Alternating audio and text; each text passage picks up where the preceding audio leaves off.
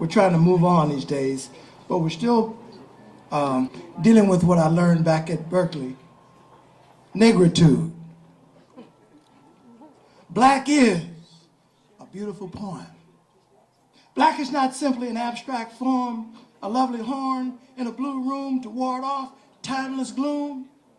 Black is a golden brown woman that got your back when the weather's chilly, cold, and wet. She's in the eyes of a winter storm that keeps you warm.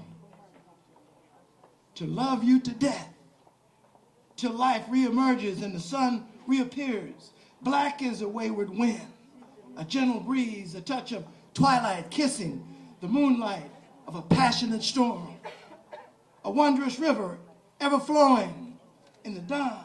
Black is a morning coming on, strong. Thank you.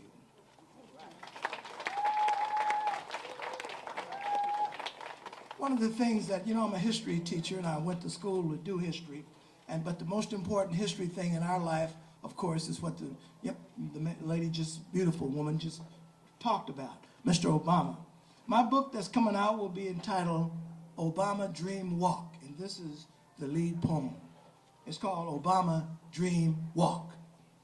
A cloud burst, a slithering sun ray, a dream walking down Pennsylvania Avenue to the red hills of Georgia.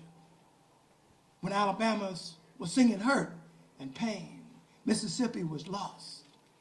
Its seed had become a damaged breed, yet Obama walked. Dream mountains of sunshine from Kenya's Kilimanjaro to Indonesia's bright faces and races, from the Persian Gulf to Nigeria's Elife, where the king of Benin and his sons and millennium daughters are still bronze casting. Dreams lifted him up like an African spaceship circling the sun.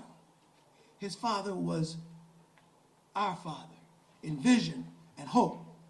Obama dreamed and walked miles and miles of pushing sand with tears in his eyes. He couldn't stop walking till Harvard's bells chimed.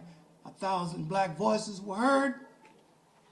And somewhere in the forested wood, there was a voice he clearly understood. And her voice has stood him well, dreaming and walking together. And now they are America's #1. And there is a golden sun beaming. Obama dream walk. America can be reborn on the riffs of a golden horn. She can come early in the morning before sunrise with beautiful love tears streaming down her eyes. Dream a walk down through Central Park West in Harlem, up and down many rivers, down many streams, where Mr. Lincoln and Dr. King sit in judgment of a nation once with plenty. Now its bankers say we don't have any. Obama dream walk lifts up the mighty river, where Langston Hughes' spirit still flows, ebbing and flowing, rising and falling. Let the river rise and the people walk. Freedom riders ride again on a cross-country train to unity and togetherness. Obama walk and let the people talk. Thank you very much. Hey, we're back here at St. Elmo Village, and I'm here with a great artist and a great poet, Mr. Sunji Ali. Hey, how you doing? Hey, glad to be here. Well, tell us a little bit about yourself. What's your inspiration?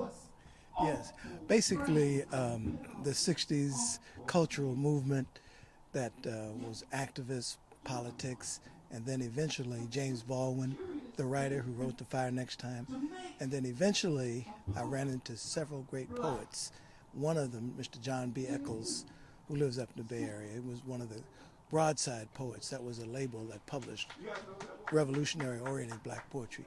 I became like his little son, more or less. That was my beginning. And then Mr. Bakir, the guy who's reciting right now. Okay. He was my influence when I came to Los Angeles. Okay.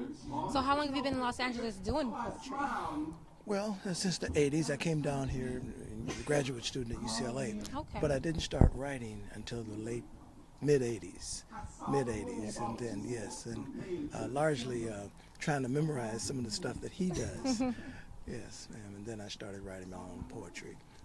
Okay, Okay. So where are some of the places that you've performed, that you've done your poetry? Okay, a place called Artworks 4. This was a place, it's not existing right now, but it was in the Leimert Park area. We performed most notably at Marla Gibbs's little theater that she used to have there. And small but significant places. Fifth Street Dick's was the most famous place because that went on for 2 or 3 years. Oh, wow. Yes, Okay. and we met many poets there. Okay. Yes. So how often can we find you here? This is an annual yearly It's an event. annual Are you thing. here every year? Yes, but I'm in the community. You know, I'm with a group called Drama Stage now, and together we do. My group is called Soul Visions. Okay. Soul Visions and Drama Stage. We do poetry once a month in the downtown area. Now we move downtown, but we also get around. You know, and I'm excited about my new book that's coming out that I had the privilege to read. Obama Dream Walk, you know, just cried all night when he won the election. So I thought I would do some poetry of inspiration caused by him. So we're going to have a tribute January 18th, Martin Luther King's birthday. We're going to have my book signing down at the place called the, what is that called? The Exchange. The Exchange. Which is Exchange downtown, yeah. Okay. Okay, so can you tell us the meaning behind your name, Sunji Ali? It's a beautiful name. Thank you. You know what? It's 2 meanings. Number one, I heard the name from a John Coltrane, the jazz guy, tune Coltrane. that was called Tunji. Oh. But somehow I didn't say, well, I know, Tunji, no. But I said, well, if I put Sunji, that sounds better. And for years I didn't know what it meant. I just liked the sound. You like the sound of it. But I met this African brother who asked me, what does it mean? And I said, I don't know. So he says, okay, son. He said, I'll tell you. And he was a Yoruba brother from Nigeria, and he told me it meant reborn, rebirth. Rebirth. And that made me feel good also. Yeah. So tell us about your friend Henry from Washington. Now, Henry, Dadisi X. Henry was a poet from Chicago that knew Emmett Till, the young man who was lynched, and they were young men together. And like he became a community activist. He was active in the reparations movement. He was a probation officer and a writer. So we became friends. He said he met Stokely Carmichael once when Stokely Carmichael was at a party, and he wanted to join Stokely's group. But Stokely told him, well, man, you know, you don't have to join my group, but find you a black man and stick with him. And he stuck with me for 20 years. So after he passed, I wrote the play Black River Rising, which is his story, and we're going to do excerpts of it on January 18th, Martin Luther King's birthday. So if we wanted to go online and find out more about you, or www.originalsoulvisions.com. all right, It's one word, originalsoulvisions.com. originalsoulvisions.com. Yeah. All right. Well, that was Mr. Sunji Ali. We'll be back with more from the St. Elmo Village. I could fully induce myself righteous. Thus managed to look inculpable. Divesting myself can't be easy. It requires admitting I was wrong. And somehow, that's so close to failure, isn't it? I have a purpose and I have a time. I have a purpose and I have a time. I have a purpose, and I have a time. I have a purpose and I have a time. Living my life is like creating abstract art, watching all the pastels blend together. There are storms and waters run deep, washing away all the colors except red. I am up to my ears in this river of hysteria, drowning on the lethal vermin we've inherited from your generation. We all have songs to sing.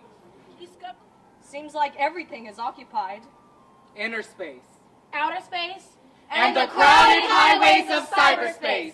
I am the microwave generation, and I want everything, and I want it now!